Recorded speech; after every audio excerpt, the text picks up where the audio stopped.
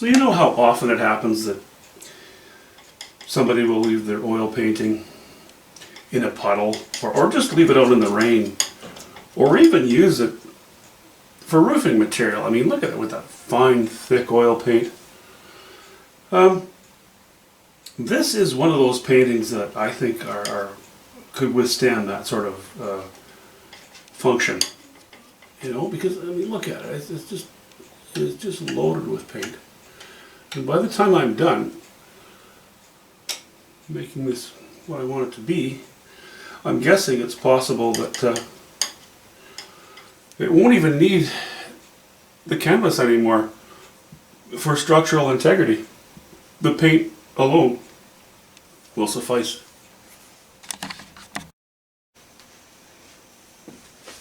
Well, I'm not telling you to do this, but I'm going to show you because this is what I do. Our rocks have been mostly painted in with raw umber. A little bit of yellow ochre on the highlighting, maybe a hint of ultramarine blue in places, I'm not sure, don't remember. Doesn't look like I've had much in there. Yeah, I have, I guess, a few spots. Now I would like to have this very intense bush. Against it, I need to compete with it. Not to detract from the colors, but to support them, because this seems a little bit hollow. I'm going to put the lightest colors I can onto these rocks, a little bit on top. So what I do, typically, in my highlighting, is I will take some yellow ochre and just the smallest, teeniest, tiniest bit of ultramarine blue and white, titanium white,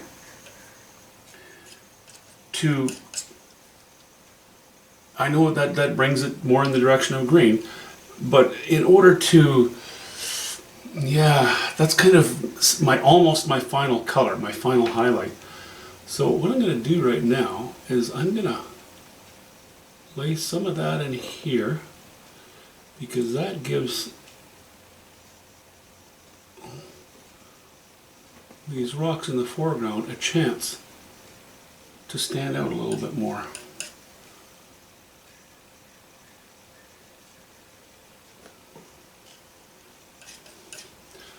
You be very careful with this stuff. It's like, treat it like it's radioactive, because it'll contaminate areas you don't want to.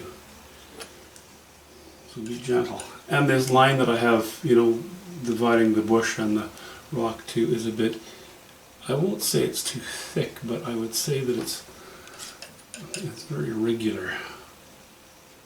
Very strong. We'll bring that right to there. At least right to there. I'm not cutting it on and dropping down, because I'll have a very sharp line at the top of that rock. I don't think I want it quite that sharp.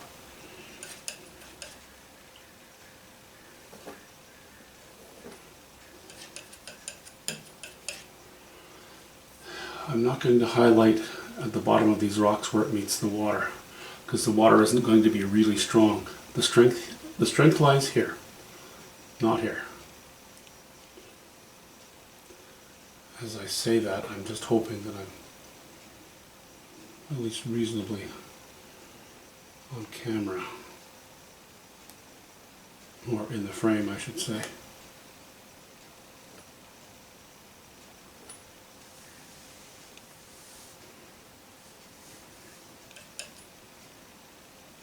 Just a hint more ultramarine blue, a little more yellow ochre, a little more ultramarine blue than the last strokes, because now I'm going to, the light isn't hitting it as directly now, but I still want it stronger than the distant rock, eh? You know what I mean, eh? I'm a Canadian, so that's why I can talk like that. Okay, well, anybody can talk like that. But politically, I get to get away with it.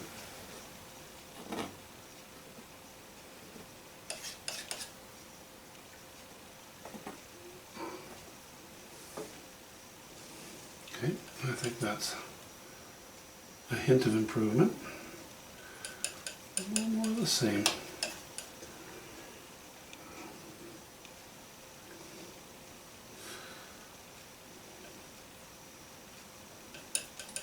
And I'm trying to avoid being too chalky.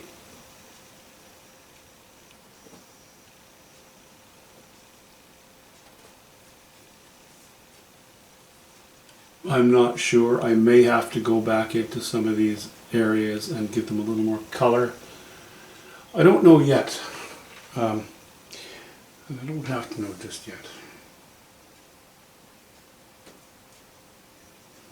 Okay, that's a few strokes. Now, I have a pile of white, and every time I've dipped my knife into it, my knife has been contaminated with another color. So, the pile of white has been contaminated with another color. Same with the yellow ochre. And now I'm only going to use white and yellow ochre. So I'm going to the clean side of the pile of both colors. And I'm going to throw in, I don't know why I say that, the highest intensity.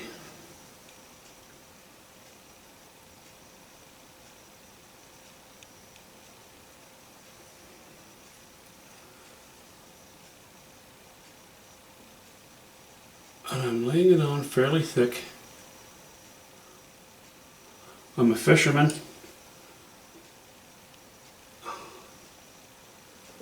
And I spent much of my life in construction, so I know how to lay it on thick.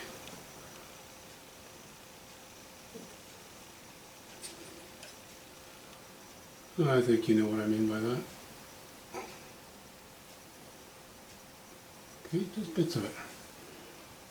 Very intense, maybe too intense, don't know. Still staying away from the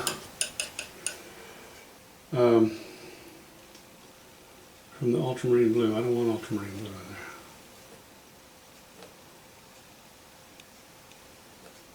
A bit of sidelong glancing. Whoop, that's a bit too thick there. Now that is a bit too cobalty. No, ochre-y. Whoops.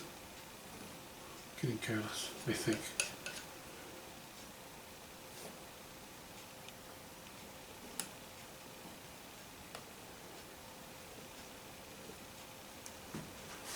Okay, well, you know what's happening now is we're getting a bit of texture on there, which is probably a good thing, at least to some degree.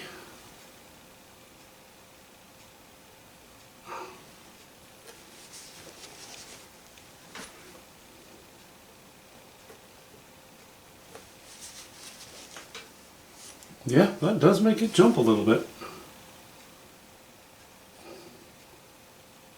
We like that.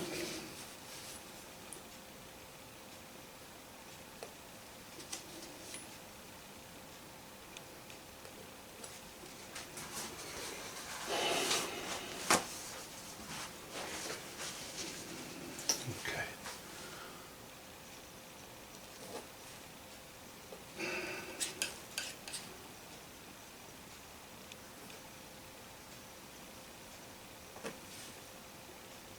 I don't want too much of a glob there.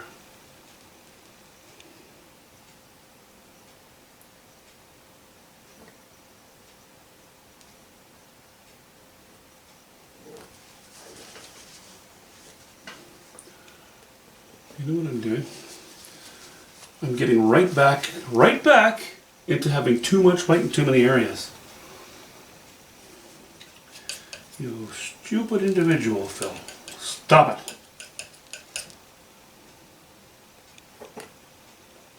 The whole point was to remove some of that blinding white.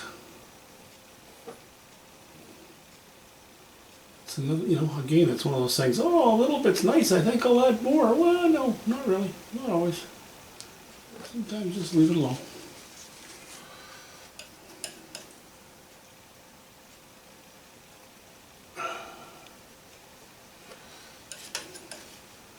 It would definitely do well to listen to my own advice sometime.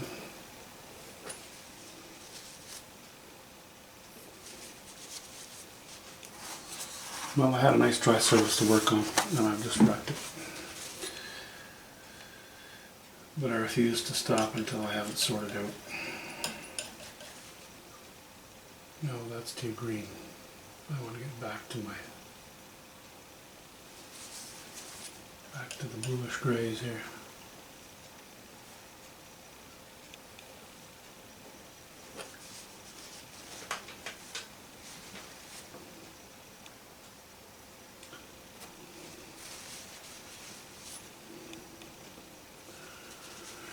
Okay, I better stand up and back up. That's really what I should be doing.